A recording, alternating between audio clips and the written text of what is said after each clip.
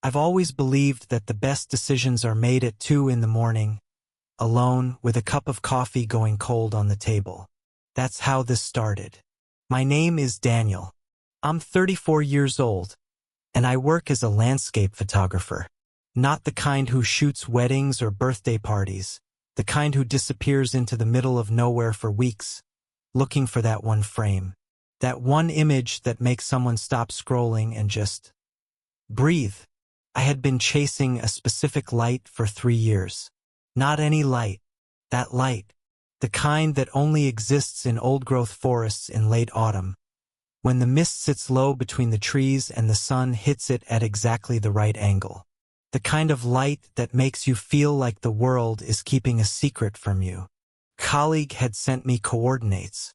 No explanation, no context. Just a message that said, "You need to go here. Trust me. Don't bring anyone." I thought it was dramatic. I packed my gear, checked the weather, clear skies for 4 days, and drove 7 hours north into the mountains. The forest had no name on any map I could find. I thought that was interesting. I should have thought it was a warning. I arrived on a Thursday afternoon. The access road ended at a wooden post with no sign, just a trail disappearing into the trees. I parked, stepped out, and immediately felt something I hadn't felt in years. Silence. Not the absence of sound, real silence. The kind that has weight. The kind that presses gently against your ears like the world is holding its breath. I stood there for a long moment. The trees were massive. Old. The kind of old that makes you feel small in a way that's actually pleasant. Like the forest has been here long before any of your problems existed, and it will be here long after. I set up camp before dark. A simple tent, a small fire, my cameras arranged carefully in their bags. The first night was perfect. The stars were extraordinary. The air smelled like pine and cold earth. I sat by the fire and felt, for the first time in months, genuinely at peace. I should have left then, right then, while everything was still beautiful. But I didn't, because just before I zipped the tent closed, I heard something, very far away. So far I almost convinced myself it wasn't real. It sounded like someone saying my name. I slept well, which surprised me. Usually when I'm anxious, sleep is the first thing to go. But that night I went under fast and deep, like the forest had reached in and turned something off. I woke up before dawn. The light through the tent fabric was that particular shade of dark blue that only exists in that narrow window between night and morning. My favorite hour. I dressed quickly, grabbed my camera, and stepped outside. The forest was extraordinary. Mist moved between the trees in long, slow currents, almost like breathing. The birds hadn't started yet. The only sound was my footsteps on the frozen ground and the occasional creak of branches high above me. I spent 2 hours walking, shooting, completely absorbed. Then I saw the light. Not sunlight. Something else. It was about 200 meters ahead, low to the ground, moving very slowly between the trees. Pale. Almost white. Too steady to be a flashlight. Too mobile to be a reflection. I stopped. I watched it. It moved with a kind of deliberate slowness, weaving between the trunks, never quite visible for more than a second before the trees swallowed it again. An animal, I thought, reflecting the dawn somehow. But there was no dawn yet, and animals don't move like that. I raised my camera and shot 12 frames before the light disappeared completely. I stood there for another minute, listening. Nothing.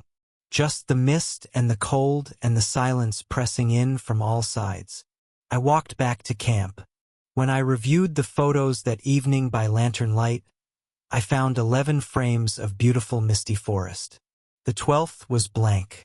Not dark, not corrupted, just white, completely, perfectly white, like the light had looked directly into the lens. On the second day, I found the locket. I was following a dry stream bed, looking for a particular angle on the valley below. when my boot caught on something half buried in the leaves. I crouched down and pulled it out. It was a locket. Small, oval, made of something that might have been silver once. The metal was tarnished dark, but the shape was still clean. It had a small loop at the top where a chain had been, though the chain itself was gone. I turned it over in my fingers. On the back, something was engraved. The letters were worn, but I could make them out if I tilted it toward the light. Return when you remember. I don't know why, but those 4 words made the hair on the back of my neck stand up. Return when you remember. Not if, when. Like whoever had written it was certain. I should have put it back. Left it exactly where I found it and walked away. That's what the sensible version of me would have done. But I put it in my jacket pocket. Felt heavier than it should have. Not much, just slightly, in the way that makes you keep checking to make sure it's still there. I checked 4 times before I reached camp. It was always there. That night, sitting by the fire, I took it out again and tried to open it. The hinge was stiff, but eventually it gave. Inside was nothing. No photograph, no inscription. Just 2 empty oval spaces where images should have been, and a faint smell I couldn't immediately identify. Then I placed it. Wood smoke and something else. Something older. Like a room that's been closed for a very long time. I closed the locket and set it on the ground beside me. When I looked up, the tree leaves seemed darker than before. Not because the fire had changed. Because something at the edge of the light wasn't moving. I want to be clear about something. I'm not the kind of person who sees things. I'm methodical. I'm a photographer. I look at the world carefully. I look at light and shadow and negative space. My entire job is to see what's actually there, not what I want to be there. So when I say there was a shape at the edge of the firelight, I'm telling you what I saw. It was standing between 2 trees about 30 meters away. Tall. Still. Too tall to be a deer. Too still to be a person who didn't know I was there. I didn't move. It didn't move. We stayed like that for what felt like a very long time. Then I did what any rational person would do. I picked up my flashlight and aimed it directly at the trees. Nothing. Just bark and shadow and the mist hanging in thin ribbons between the trunks. I kept the light there for a full minute. Then I turned it off and looked back at the firelight. The locket was back in my hand. I didn't remember picking it up. I didn't sleep much that night. I lay in the tent listening to the forest, cataloging every sound the way I'd learned to do when I first started going solo into the wilderness. Wind, branch settling, something small moving through the underbrush, a mouse probably or a vole. Then, around 3 in the morning, something else. Footsteps, slow, deliberate, circling the tent at a distance of maybe 20 meters. I lay absolutely still. The footsteps made one full circuit, then stopped. Silence. Then, very quietly, close enough that it should have been impossible to be outside my tent without me seeing a shadow on the fabric. A voice. Low, with no particular emotion. You found it. 2 words. I was out of the sleeping bag with the flashlight in my hand in under a second, but by the time I unzipped the tent and looked out, there was nothing there. Just the dead fire. And the locket sitting in the exact center of the ash. I found him on the 3rd morning. Or rather, he found me. I was packing up my tripod when I heard boots on gravel and turned to see a man coming down the trail toward my camp. 60s, maybe. White beard, heavy canvas jacket, a pack that looked like it had been repaired so many times the original material was mostly patches. He moved like someone who had been walking in forests his entire life. Quiet, economic, completely at ease. He stopped at the edge of my camp and looked at me with calm, pale eyes. Didn't expect to see anyone up here, he said. This is a hard trail to find. I had coordinates, I said. He nodded slowly, like that explained something he'd already suspected. Anyone give them to you? Or did you find them? colleague sent them. He was quiet for a moment. Then, is your colleague still in contact? I thought about it. I hadn't checked my phone since arriving, no signal anyway. I assume so, I said. He said. Just that. His name was Aldrich, which he offered without elaboration. He said he came through this area a few times a year, that he'd been doing so for over 30 years. He said it the way you'd say you visit an old relative, like it was something between obligation and affection. He accepted coffee and sat across the dead fire from me, and we talked for a while about nothing in particular. He was good company, the kind of person who has spent so much time alone that when he does talk, every sentence carries weight. Then I noticed something.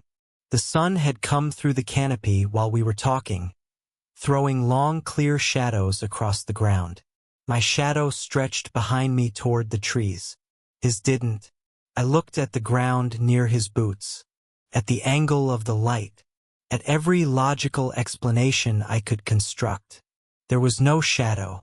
I looked up at his face. He was watching me with those pale, calm eyes and the faint suggestion of a smile. "What is it?" he asked. "Nothing," I said. "The light is strange here."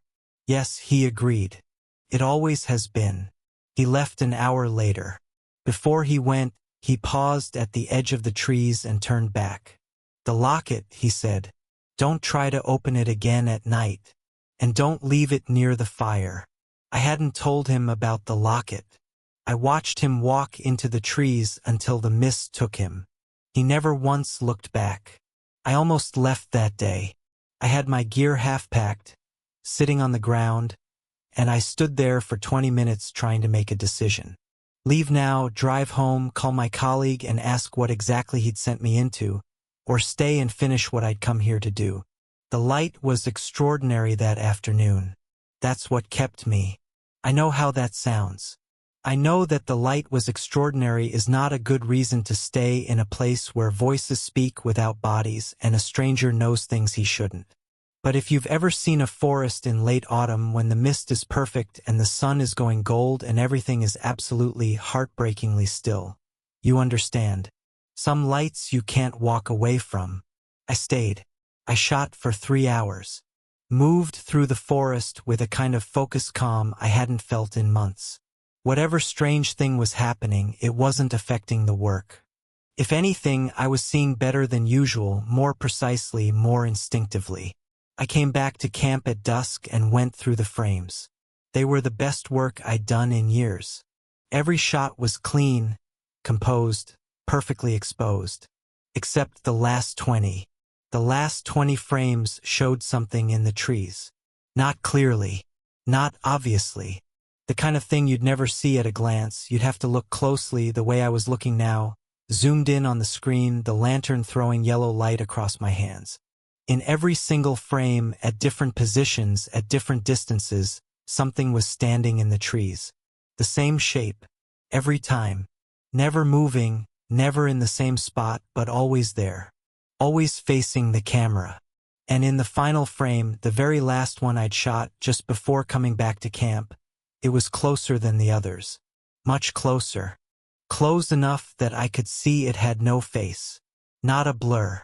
Not shadow covering the features. Just nothing where a face should be. I closed the camera.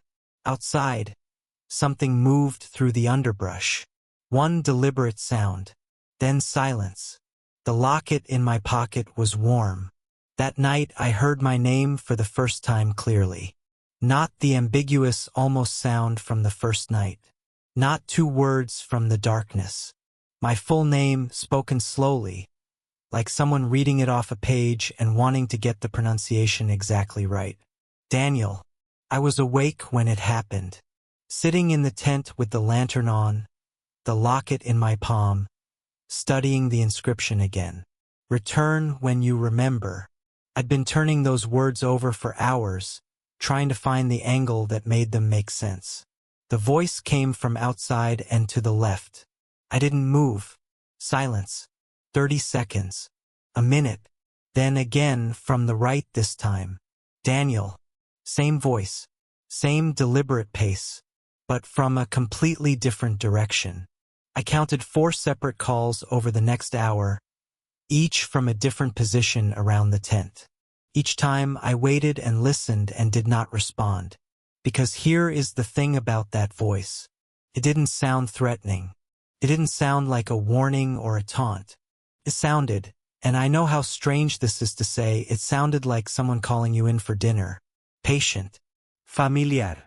Like whoever was out there had been waiting for a while and wasn't particularly concerned. Like they knew I'd come eventually. Around 2 in the morning, the calls stopped. I sat in the quiet for a long time. Then I unzipped the tent. I don't know why. I genuinely cannot tell you what I was thinking. I was beyond thinking by then, past the part where rational decisions happen. I was operating on something older than thought. I stepped outside with the locket in my hand. The forest was completely still. The mist was thick tonight, turning my lantern into a soft, diffuse glow that barely reached 3 meters in any direction. I stood there in the white silence, and something came to the edge of the light. Not the faceless figure from the photographs. Something different, or maybe the same thing and it had changed. It stood at the precise boundary of where my lantern's glow faded into the mist, which meant I could see the shape of it but none of the detail. Tall. Still. It had what looked like a human outline, but proportions that were slightly, inexplicably wrong in a way I couldn't immediately name. The shoulders were too level. The arms hung too still. The head was tilted at an angle that suggested attention. It was looking at me. I held up the locket. I don't know why I did that either.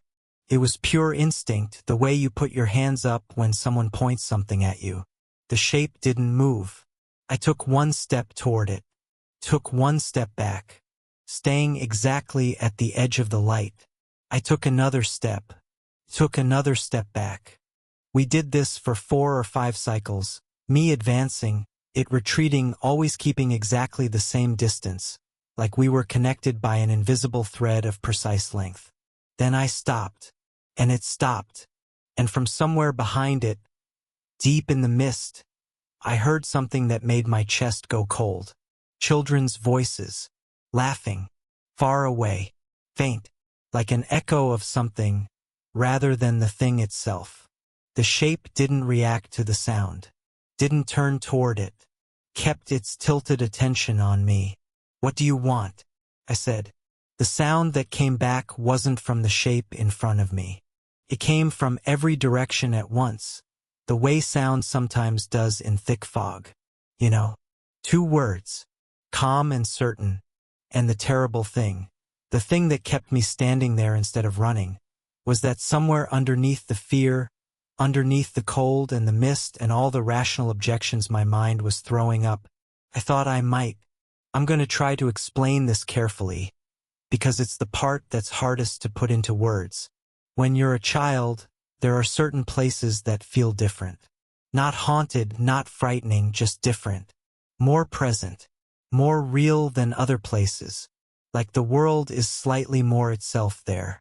For me, that place was a forest. My grandmother had a property in the mountains when I was very young.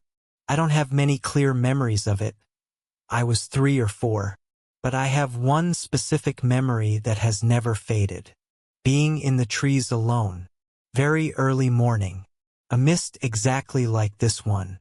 And a light, pale and steady, moving between the trunks. And the absolute certainty, the way only children are absolutely certain about things, that the light was alive. That it knew I was there.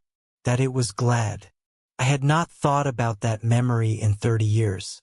Standing in the mist with the shape watching me, the locket warm in my palm, I thought about it now. Return when you remember. I opened the locket. I don't know what I expected. Magic, maybe, or more emptiness. What I found was a photograph. Impossible because I checked, the locket had been empty. But there it was, small and slightly faded, 2 figures standing at the edge of a forest. A woman I didn't know, and a small boy. The boy was looking at the camera with an expression of complete contentment. The way children look when they're in a place they feel completely safe. I looked at the shape in the mist. The mist shifted. The shape stepped forward into the light. And I saw, just for a moment, just a fraction of a second before I looked away. I can't describe what I saw. I don't have the words. And I'm not sure the words exist. I can tell you it wasn't frightening. I can tell you it wasn't anything I expected. I can tell you that for that fraction of a second, I understood something. And then the mist closed over it, and the shape was gone, and I was standing alone at the edge of the trees with a locket in my hand. I left at dawn, not running. I packed everything methodically, broke down the tent, killed the last of the fire. All the normal things. My hands were completely steady. I kept the locket. I don't know if that was the right choice, but it didn't feel like mine to leave. The drive back was 7 hours of ordinary road and ordinary radio and ordinary towns appearing and disappearing along the highway. I stopped for coffee at a gas station and sat in the car for 20 minutes, watching normal people do normal things, and felt a slow disorientation that I still haven't fully shaken. I called my colleague when I got signal. He didn't pick up. I tried 3 times over the next 2 days. Nothing. On the 3rd day, I got a message from his number. Not from him. The message was 7 words. He said you'd know what to do. I stared at that message for a long time. I still haven't responded. Here is what I know for certain. I have the photographs. The ones with the shape in the trees. I've looked at them dozens of times on different screens in different light. It's there in every frame. Consistent. Clear. I have the locket. The photograph inside it. The 2 figures at the forest's edge. I have the memory of my grandmother's property that I cannot shake. The morning, the mist, the light that moved like it was alive and glad. Here is what I don't know. What I saw in that final moment. What the voices were. Whether Aldrich was a person. Whether the light in the trees on that first morning was the same light I remember from childhood, or something else entirely. Whether any of it was real in the way we normally use that word. I went back to work. I submitted the photographs, the clean ones, the ones without the shape, and the response has been the best of my career. People keep telling me there's something in the light in those images. Something they can't quite name. Something that makes them feel like the world is keeping a beautiful secret. I don't disagree. I've been sleeping fine. I feel normal. Except for one thing. Every morning, before I'm fully awake, in that narrow window between sleep and consciousness, I hear my name. Calm, patient, familiar, like someone calling you in.